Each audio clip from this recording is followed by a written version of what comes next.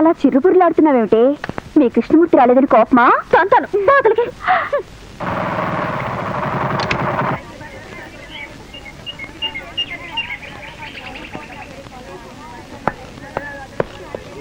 ఎవరు? ఎవరిది? పోయింది. ఇది ladies hostel. Watchman, watchman, watchman, watchman, watchman. Padma రా. ఎవరు మీరు? త్వరగా పద.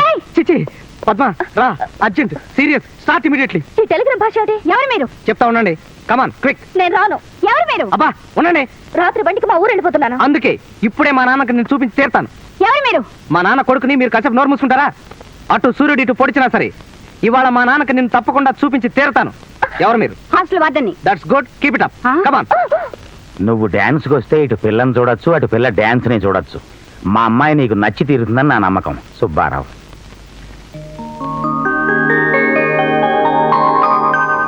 టైం అయిపోయిందే, వెంటనే బయలుదేరాలి. అయితే బయలుదేరుతున్నారు సార్? అవునవును, డాన్స్ ప్రోగ్రామ్ పెడుతున్నాను. Income tax return file urgent గా చూడాలి సార్. దారిలో చూస్తాను లేటి.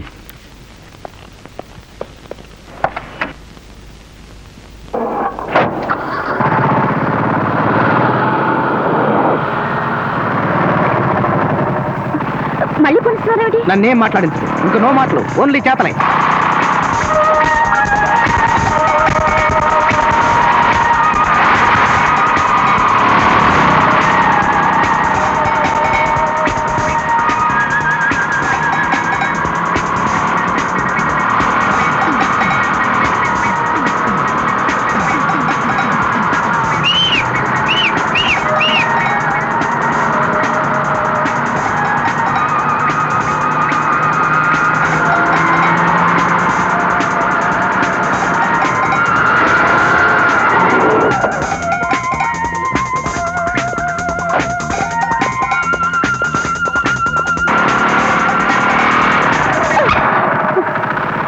మతి కనుకైందా? అంత స్పీడ్ ఏమిటి? ఎంత భయం వేస్తుందో తెలుసా? ఏ చంపేద్దామనా? సత్యనా సరే, ఈ అవకాశం మొత్తం వదులుకోను. రా చెప్తాను, రా. అఖిలాండేశ్వరి చాముండేశ్వరి పాలయ మాం గౌరీ, పరిపాలయ మాం గౌరీ. అఖిలాండేశ్వరి చాముండేశ్వరి పాలయ మాం గౌరీ, పరిపాలయ. ఇదేమన్నా కుషన్ సోఫా అనుకున్నావా? పో అవతలకి. సారీ సార్, రండి సార్, మీరు ఇలా కూర్చోండి.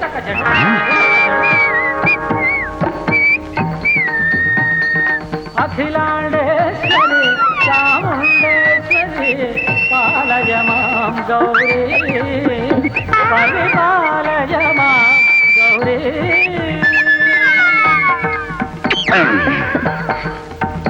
పద. ఎక్కడికి? బయటికి.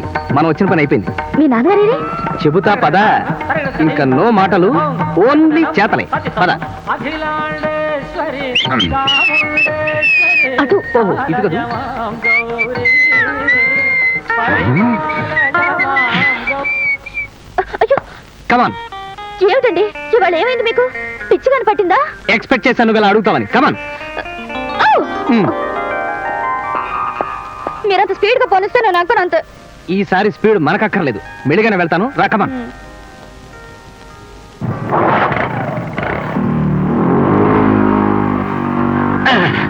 డ్రైవర్, ఆ మోటార్ బైక్ వెనకాలే పోనీ.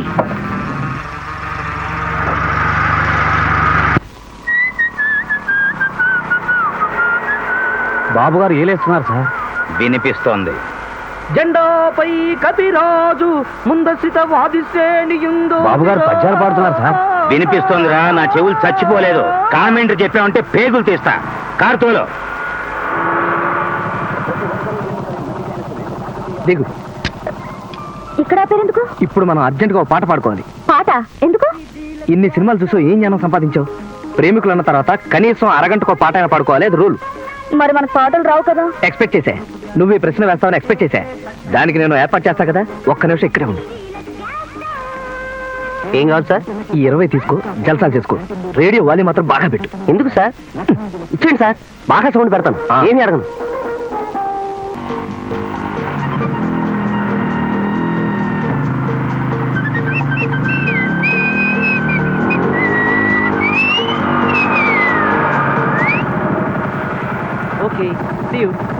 బాయ్.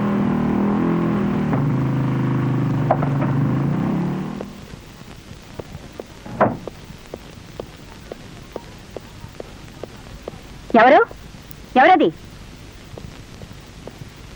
ఇది లేడీస్ హాస్టల్. తెలుసమ్మా, తెలిసే వచ్చాం. లేడీస్ హాస్టల్ అని కాకపోతే జెంట్స్ బార్బర్ షాప్ అనుకుని వచ్చా అనుకున్నావా? ఏమిటా దురుసు మాటలు? అసలు మీరెవరు? హైదరాబాద్ లో ఉంటూ నన్నే ఎవరని అడుగుతావా? నేను తెలీదా నీకు? తెలీదు. హా? తెలీదా? అయితే నీకు నా ఆటోబయోగ్రఫీ చెప్పి తీరాల్సిందే. కూర్చో. రాణి చచ్చిందే. ఫినిష్.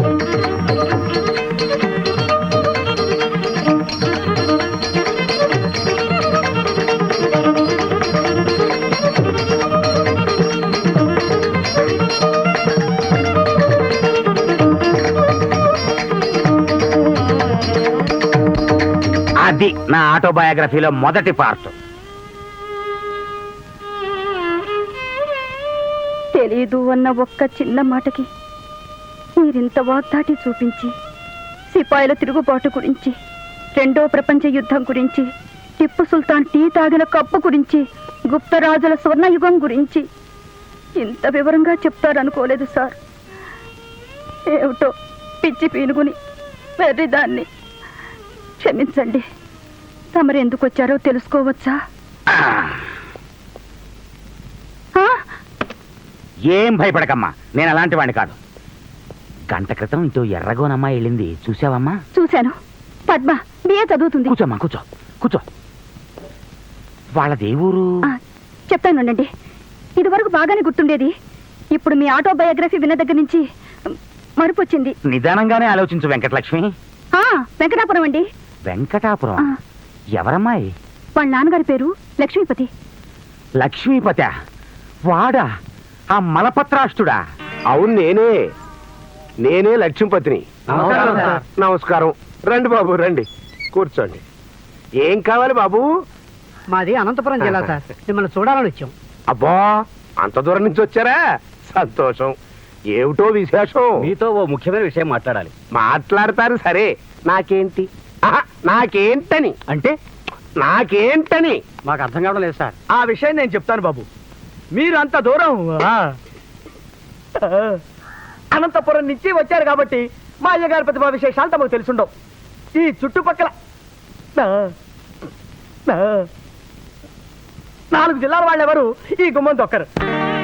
మా అయ్యగారు బోరింగ్ పంపు లాంటి వారు.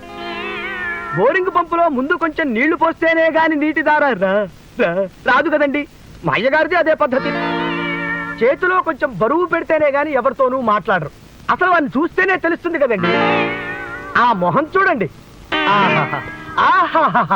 పరమ బోరింగు మొహం. ఏమిటో మా గోవిందానికి నా మీద ఉండే అభిమానం అటువంటిది. శుభం.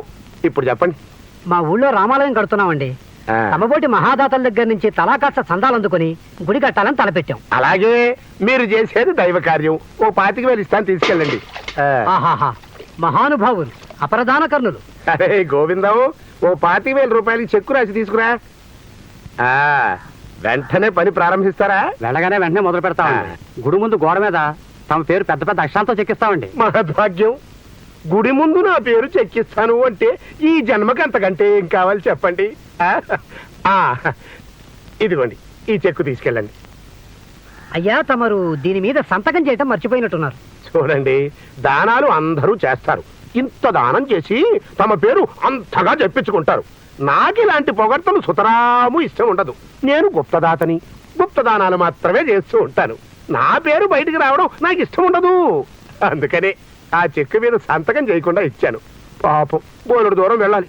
వెళ్ళిరండి బాబు, వెళ్ళిరండి. సంతకం చేయకపోతే చెక్ ఎలా చెల్లుతుందండి? మీ జేబులో డబ్బుకి పోగాలం దాపురించి మీరు ఇంత దూరం ఛార్జీలు పెట్టుకొచ్చారు. మా అయ్యగారు ఎంగిలి చేత్తో కాకిని తోలరు. ఓ మెతుకు ఎగిరెళ్ళి పడుతుందని భయం ఆయనకి. అదిగో వచ్చేసారు. అయ్యగారు ఒక ఫోటో, బాబు గారు ఓ ఫ్లవర్ వాజ్, అయ్యగారు ఒక దీపం, బాబు గారు ఒక టెలిఫోన్, ఒక కుండి, బాబు బాబు బాబు బాబు ఈ ఆల్టికి పొద్దు 3,000 దాటిపోయింది బాబు.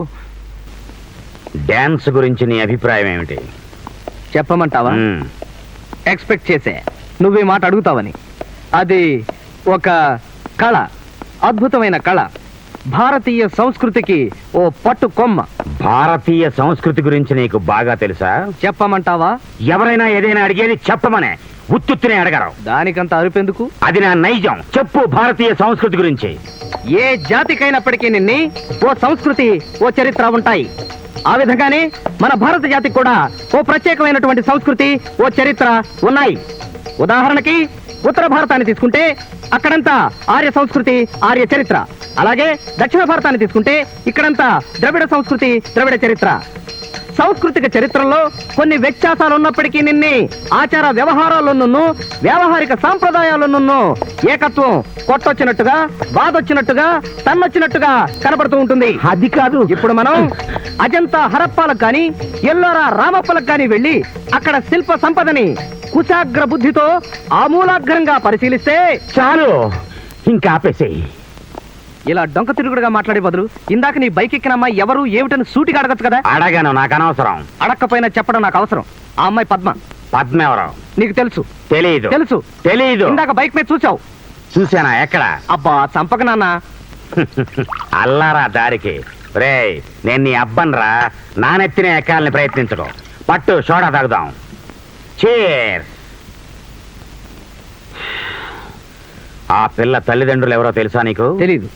పోనీ ఆ పిల్లకి నా గురించి చెప్పావా నువ్వు? మాట వరుసకు చెప్పానంతే. పద్మకి నీ పేరు తెలీదు, అసలు ఇంతవరకు నిన్ను చూడను కూడా లేదు. అయితే నా గురించి అస్సలు తెలియదన్నమాట.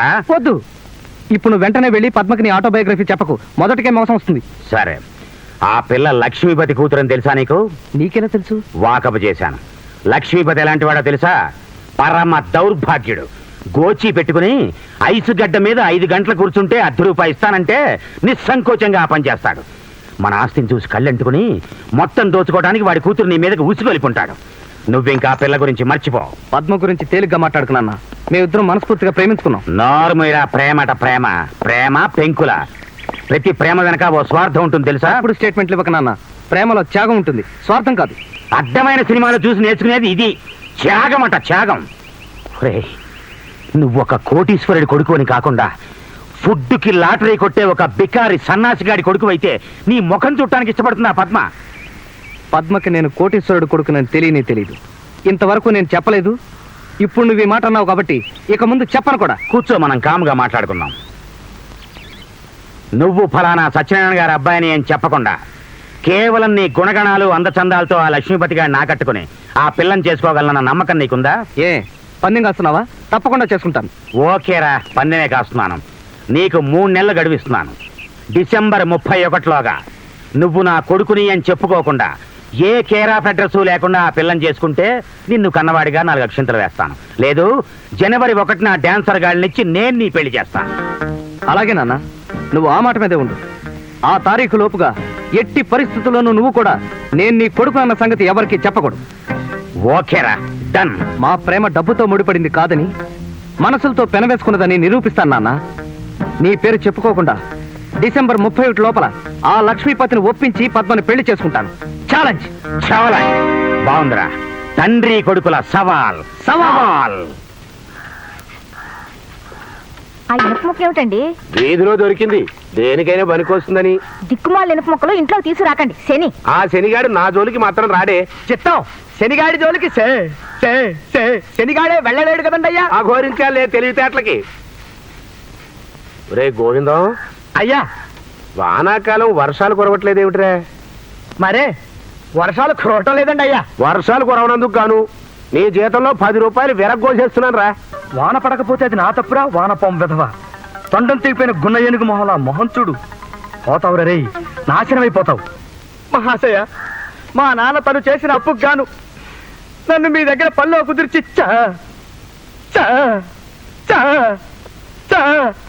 చచ్చాడు. పనిలో చేర్చుకున్నప్పుడు తమరు నెలకి ₹3,000 జీతం ఇస్తానంటే మురిసిపోయాను. పాత బాకీలు వసూలు కానప్పుడు, పొలంలో పంట సరిగ్గా పండనప్పుడు, కొబ్బరికాయలు దిగుబడి తగ్గినప్పుడు, మీకు ఒంట్లో జబ్బు చేసినప్పుడు, మీకు జలుబు చేసినప్పుడు కొంత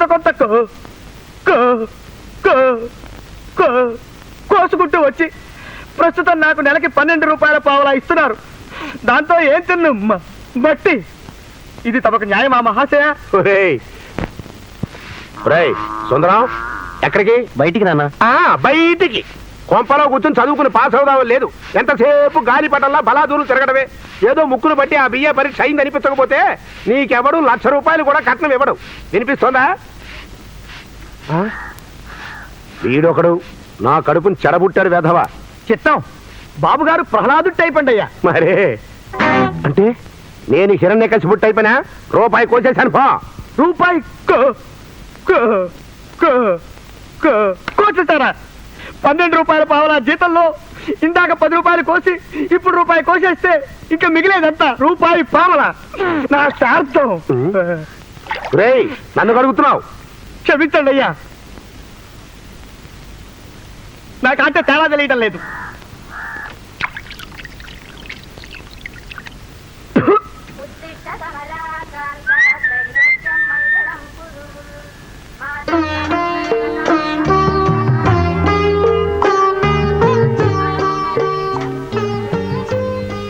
అన్నయ్య ఇంట్లోనే ఉన్నాడు. నేను చూడకుండా ఉండలేకపోయాను సీత. ఒక్కసారి నీ దర్శనం చేసుకుని వెడదామని. ఓ గంటకి చెరువు దగ్గరకు వస్తాను, అక్కడికి రండి మాట్లాడుకుందాం. ఎవరిది? ఓ మీరు ఇంట్లోనే ఉన్నారా? మీ గురించి అడుగుతున్నానండి. రండి రండి, లోపలికి రండి. కూర్చోండి. పిల్లలు లోపలికి వచ్చి చదువుకోండి అమ్మా. కూర్చోండి. పక్క వాటాలోకి ఎవరో వచ్చినట్లేరు. అదే ఆ మాట చెబుదామనే వచ్చాను. పల్లెటూళ్ళు అంత త్వరగా అద్దెకెవరు వస్తారండి? ప్రస్తుతానికి ఆ వాట కూడా మీరే వాడుకోండి, ఖాళీగానే ఉంది కదా. ఎందుకులేండి, మీ నాన్నగారికి తెలిస్తే తిట్టిపోస్తారు. పర్వాలేదు, మీ సామాన్లు పెట్టుకోండి. బాగుంది బాబు, భేషుగ్గా ఉంది. ఇక్కడ మీరు విష్ణుమూర్తిలో వరాలు ఇచ్చేయండి. అక్కడ మీ నాన్నగారు రేపట్లోపు ఈ వాటా ఎవరికైనా అద్దెకిచ్చి అడ్వాన్స్ తీసుకోకపోతే జీతంలో నుంచి చివరి రూపాయి కూడా కోసేస్తానని మహాప్రేమతో తాకీదిచ్చారు. ఆ రూపాయి కూడా పోతే ఇంకా నాకు నెలకి మిగిలేది పావల. పకోడీలు కొడుకు మింగాలి. వెతకండి, ఇల్లు కావాల్సిన వాళ్ళు దొరక్కపోరు. ఇల్లు బాబు, ఇల్లు ఎవరికండి బాబు? ఇల్లు ఇల్లు ఇల్లు కావాలండి బాబు. ఇల్లు తాజా ఇల్లు, అందమైన ఇల్లు బాబు. ఎవరికండి బాబు? ఇల్లు ఇల్లు కావాలండి బాబు. ఇల్లు ఇల్లు తాజా ఇల్లు బాబు. ఆ తాజా ఇల్లు బాబు, అందమైన ఇల్లండి బాబు. అందమైన ఈ ఇల్లు. ఇదేం ఊరయ్యా బాబు, పళ్ళమ్మినట్టుగా ఇళ్ళు అమ్ముతారా ఈ ఊళ్ళో? అమ్మకానికి కాదు బాబు, అద్దెకి. మీరు ఊరికి కొత్తగా వచ్చినట్టున్నారు. మీరు మా ఇంట్లోనే తప్పకుండా దిగి తీరాలి. మీకు తప్పదు బాబు, తప్పదు. తప్పదు బాబు. బాబు బాబు బాబు, ఇదెక్కడ దౌర్జన్యం అయ్యా? నాకు కావాల్సిన అందమైన ఇల్లు వెతుక్కుని మరీ దిగుతాను. నన్ను వదిలి. బాబు 24 గంటల్లో ఆ ఇంట్లో ఎవరినైనా అదికి దిచ్చకపోతే నా జీతంలో రూపాయి కోసేస్తానని వార్నింగ్ ఇచ్చాడు మా ఓనరు. మీరు మా ఇంట్లోనే దిగి నా రూపాయి జీతం నిలబెట్టండి మహాశయ. బాబు బాబు బాబు, ఇదెక్కడ కూడా బాబు బాబు ప్లీజ్ మా ఇంట్లో దిగండి బాబు. బాబు ఎవరైనా బాబు బాగోదు. ఇదిగా లే చెప్తాం, లే. చూడు బాబు, నేను ఆలోచించి ఓ డెసిషన్కి వస్తాను. ఈ లోపు నువ్వు కళ్ళు మూసుకుని 1 నుంచి 100 దాకా లెక్క పెట్టగలవా? మీరు మా ఇంట్లో దిగుతానంటే 100 కర్మ బాబు. 1000 అయినా సరే చిటికలో లెక్క పెట్టేస్తాను. కళ్ళు మూసుకో, లెక్క పెట్టు. 1 శభాష్. 2 3 అలా 4 కరెక్ట్. 5 6 7 13 14 15 16 17 18 19. ఎవరైనా బస్ స్టాండ్ నుంచి జపం చేస్తున్నాడే, ఇంటికి వెళ్ళి చేసుకో. ఇదిగో బాబు, ఇట్రా. లక్ష్మీపతి గారి లెక్క. ఇదేనండి. ఆహా,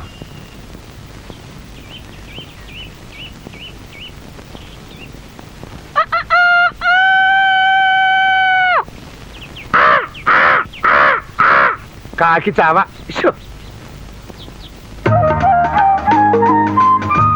ఏమిటి వెంకమ్మా?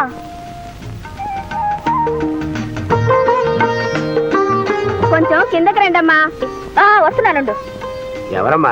వెంకమ్మ నాన్న, ఏదో పనుందట. ఆహా. వచ్చేసారా? అమ్మయ్యా, ముందట పదండి.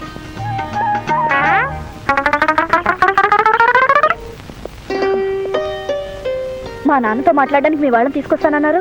అంతా సవ్యంగా జరుగుంటే అలాగే తీసుకొచ్చామని పద్మ. ఏమైంది? మా నాన్న మన పెళ్లికి ఒప్పుకోవడం లేదు. ఇప్పుడు నేను పెద్ద పొరపాటు చేశాననిపిస్తుంది. ఏమిటది? మిమ్మల్ని ప్రేమించడం. అలా అనకు పద్మ. ఎలాగైనా సరే ఈ పందెంలో గెలిచి తప్పకుండా నిన్ను పెళ్లి చేసుకుని తీరతాను. ఈలోగా మనకి ఇంతకు ముందే పరిచయం ఉందన్న సంగతి ఎవరికీ తెలియకూడదు. ఇది కూడా మీ నాన్నగారి షరతేనా? కాదు, నా పని సక్రమంగా జరగడానికి నేను పెట్టుకున్న షరతు. ఏమిటో గోల. అలాగే కానివ్వండి. ఇల్లమ్మే అబ్బాయి మరి ఎలా పిలిచినా సరే మహాశయ. అమ్మ మీరు ఒకసారి రండి. మర్యాదగా నేను చెప్పిన వాటాలో అద్దెకి దిగుతారా, లేకపోతే ఇప్పుడు నేను చూసిన ఈ ప్రేమ గోలంతా మా అయ్యగారి చెవిన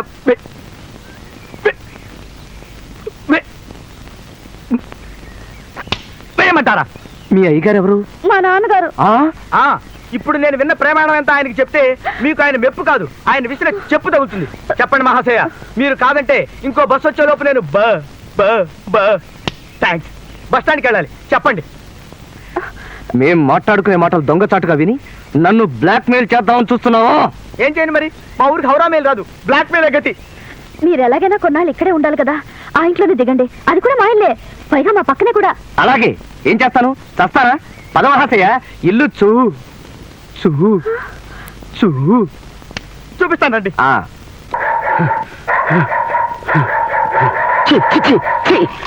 పాడు కుక్కలు. బావా, ఎవరు? వెంకటరావా? రామయ్యారా, ఇలా కూర్చో. ఆ, ఏమిటి ఈ పళ్ళన్నీ మాకే? ఏమిటో నీ చేదస్త నీది. ఇటు. కాదు బావా, కొన్ని ఇక్కడిచ్చి కొన్ని మా ఇంటికి తీసుకెళ్తాను. అక్కయ్య, మీ ఇల్లు మా ఇల్లు ఒకటి కాదు ఏమిటయ్యా? మరి అతి ప్రేమ నీది. అది కాదు బావా. పర్వాలేదు, వదిలేయి. తమ్ముడు, ఇదేనా రావడం? అవునక్కయ్య, 10 రోజులు సెలవులు వచ్చాయి. ట్రైనింగ్ నుంచి ఇంటికి వెళ్తూ నిన్ను బావని చూసి వెళ్దామని ఇక్కడ దిగాను. కాఫీ తీసుకొస్తాను. ఇదిగో, బయట ఒక మూల ఎండలు మండిపోతూ ఉంటే వేరు వేరు కాఫీ అంటావేమిటే? చల్లటి మంచినీళ్ళు తీసుకురా, చక్కగా తాగుతాడు. నీతో ముఖ్యమైన విషయం చెబుదామని వచ్చాను బావా. చెబుతావు సరే, నాకేంటి? నాకేంటని? పళ్ళని లాక్కున్నావుగా. అన్న నాకేంటని? అబ్బబ్బబ్బబ్బా, నీ పాడలవాటు మానవు కదా. ఇదిగో, మా చిన్న చెల్లెలు సావిత్రి నీకు తెలుసు కదా. తెలియకే. దాని పెళ్లి వచ్చే మాఘమాసంలో చేయాలనుకుంటున్నాం. మీరు మాత్రం మా యందు దయించి పెళ్లి రోజు పొద్దున వస్తే చాలు. ఊరుకోవయ్యా, ఎవడన్నా వింటే నవ్విపోతాడు. అరే, మన ఇంట్లో పెళ్లి పరాయి వాళ్ళలాగా పెళ్లి రోజు పొద్దున రావడం ఏమిటి? పెళ్లికి నెల రోజులు ముందు వచ్చి పెళ్ళయ్యాక నెల రోజులు ఉండి మరీ వెళ్తాము. తమ్ముడు, మంచినీళ్ళు తీసుకో. నువ్వు కలెక్టర్ అయ్యేది ఎప్పుడురా? ఇంకో ఏడాది ట్రైనింగ్ ఉందక్కయ్య. ఆ తర్వాత కలెక్టర్ అయ్యావంటే ఎడా పేడా 2 చేతుల సంపాదన. ఇదిగో, మా జిల్లాకి కలెక్టర్ గారు అవయ్యా, ముందు ముందు నాకు పనికొస్తావు. అది మన చేతుల్లో ఉండదు కదా బావా. అరగంటలో వడ్డించేస్తాను, భోంచేసివే. ఇదిగో, నువ్వు తీరిగ్గా విందులు వినోదాలు ఏర్పాటు చేసుకుంటూ కూర్చుంటే అవతల బస్సులు మన కోసం కూర్చోవు. 5 నిమిషాల్లో ఆఖరి బస్సు ఉంది. అదేమిటండి, ఇంటికొచ్చిన మనిషికి భోజనం పెట్టుకోవడం? అక్కయ్య భోజనం పెడతానంటుంది. భోజనం పెట్టకపోవడం ఏమిటే? అటువంటి పిచ్చి పిచ్చి మాటలు మాట్లాడకు, నా మనసు బాధపడుతుంది. ఇదిగో వెంకట్రావు, తర్వాతి స్టాపులో చంద్రాభవన్ అని ఒక హోటల్ ఉంది. అక్కడ నా పేరు చెప్పి మంచి స్పెషల్ భోజనం ఒకటి చేసేయి. 7 or 8 పుచ్చుకుంటాడు, ఇచ్చేయి. ఇదిగో, మళ్ళీ నువ్వు భోజనం చేయకపోతే నా మనసు బాధపడుతుంది. టైం అవుతుంది, బయలుదేరు. బావా, ఒక్క విషయం, బుట్ట మాత్రం ఇవ్వను. నువ్వు ఇచ్చినా నాకు అక్కర్లేదులే. ఈ జన్మకి నువ్వు మారవు బావా, అంతే. అక్కయ్య, ఇక నిన్న భగవంతుడే కాపాడాలి. చూశారుగా మహాశయ, అది మా అయ్యగారి క్యారెక్టర్. ఆ మొహం చూడండి, చేపల మార్కెట్లో విభూ దమ్ముకున్నాడు మొహం వాడును. ఆయన మొహం ఎలా ఉన్నా నేను రెండో వైపు నుంచి నరుకొస్తాగా. ఇక నుంచి మా మామను తమాషైన ఆట పట్టిస్తాను. ఈలోగా మీరు కాస్త కాఫీలు అవి తాగిరని చెప్తాను. వెళ్ళిరండి.